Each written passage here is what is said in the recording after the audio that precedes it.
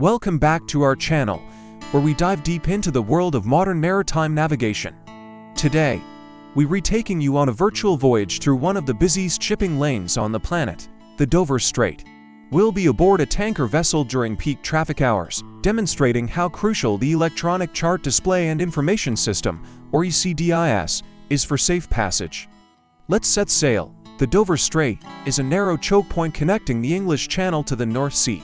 On any given day, you can see hundreds of vessels, from massive container ships and tankers to ferries and fishing boats, all vying for space. It's like a superhighway on the sea, but with currents, changing weather, and less room to maneuver. For our tanker, navigating this stretch isn't just a matter of steering straight. It's a high-stakes ballet of precision, awareness, and technology. The risks are immense. A minor miscalculation could lead to a collision, grounding, or a major environmental incident. This is where meticulous planning and the correct use of ECDIS become our most valuable assets. Before even approaching the strait, the bridge team has spent hours preparing the voyage plan, and now it's time to put that plan into action. As we enter the Traffic Separation Scheme, or TSS, the first thing you'll notice on our ECDIS screen is the sheer number of targets. The ECDIS, or Automatic Identification System, is lighting up the display with dozens of other vessels. Each one has its own course, speed, and destination. Our job is to safely weave through this complex traffic pattern. The officer of the watch is constantly monitoring the screen, correlating the digital information with what they see out the window. This is not a time for guesswork. Every decision must be deliberate and informed. The pressure is on, but with the right tools and training, it's a manageable challenge. The key is to stay ahead of the situation, anticipating the movements of other ships long before they become a close-quarters situation. Let's look at the specific ECDIS parameters you've set for this critical leg of the journey. First, our cross-track distance, or ECDIS, is set to a tight 0.2 nautical miles. What does this mean? It's our virtual lane. If our vessel deviates more than 0.2 nautical miles to either port or starboard of our planned route, an alarm will sound. In a congested area like this, there's very little margin for error. We need to stay precisely on our track to maintain safe passing distances with vessels in the adjacent lanes and to avoid encroaching on separation zones. This setting acts as an immediate digital guardrail, keeping us exactly where we need to be. It's a simple parameter, but its importance in maintaining order and safety in such a dense environment cannot be overstated. Next, let's talk about the water under our keel. The Dover Strait isn't just busy, it's also relatively shallow in certain areas, with notorious sandbanks like the Goodwin Sands nearby. To manage this risk, we've set our safety contour on the ECDIS to 20 meters.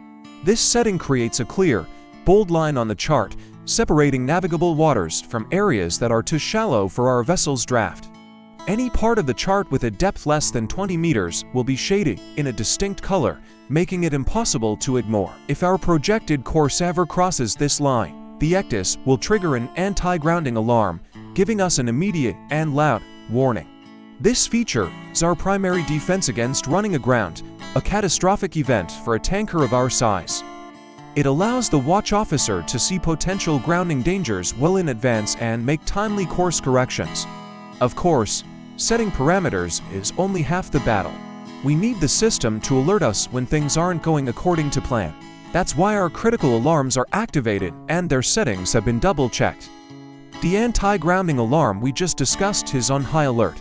So, is the cross-track deviation alarm. These aren't just background noises.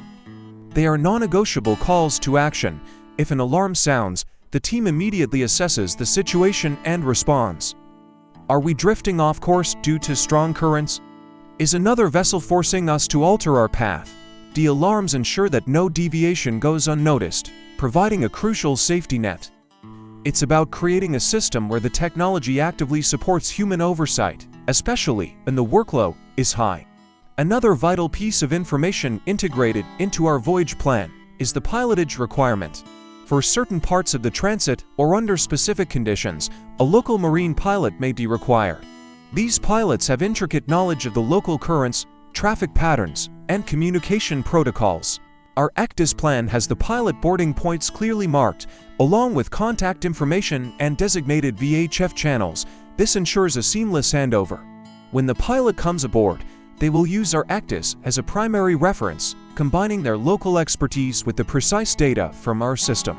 This synergy between the ship's crew, the pilot, and the technology is what creates a robust safety culture and ensures a smooth transit through these demanding waters.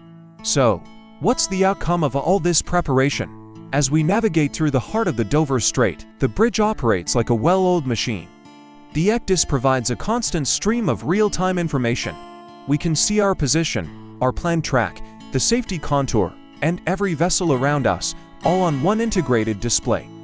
When a ferry begins to cross our path up ahead, the system calculates the closest point of approach, or CPA, and the time to closest point of approach, or TCPA. This allows us to make a small, early course alteration to ensure we pass at a safe distance.